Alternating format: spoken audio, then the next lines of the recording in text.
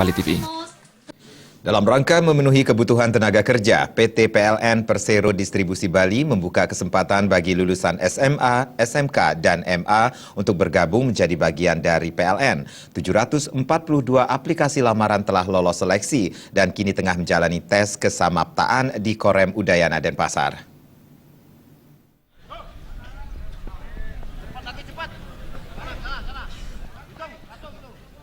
Manajer Sumber Daya Manusia dan Organisasi PT PLN Distribusi Bali, Tris Yanuarsyah menjelaskan, perekrutan tenaga kerja secara rutin dilaksanakan setiap tahun.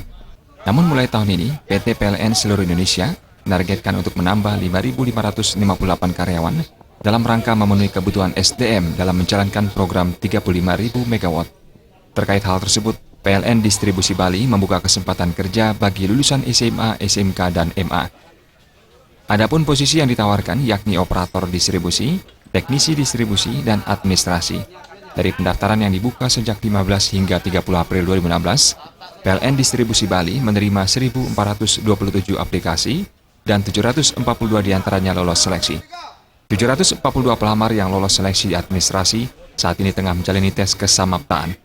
Tes yang hanya diikuti oleh posisi operator distribusi dan teknisi distribusi tersebut meliputi kegiatan lari, push up, sit up, dan ketangkasan.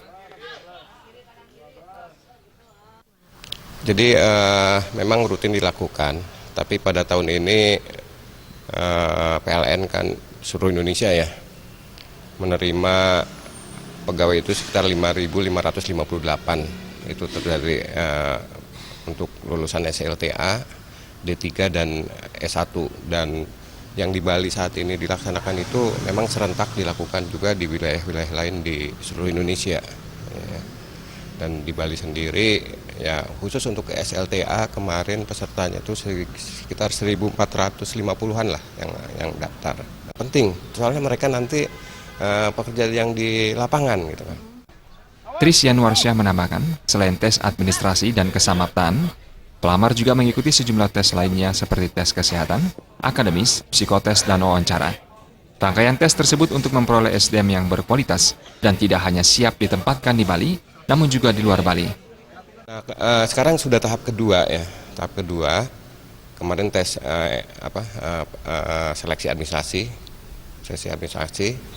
memang dilakukan oleh vendor perguruan tinggi yang sudah kita kontrak, yang saat ini tes kebugaran.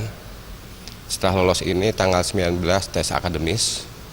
Setelah tes akademis nanti disaring lagi ada psikotes. Tes akademis tanggal 19, psikotes tanggal 21. Setelah itu tes kesehatan. Setelah kesehatan wawancara baru nanti finalnya itu diterima atau tidak. Memang ada sekitar 6 tahapan mereka. Kegiatannya lanjut terus.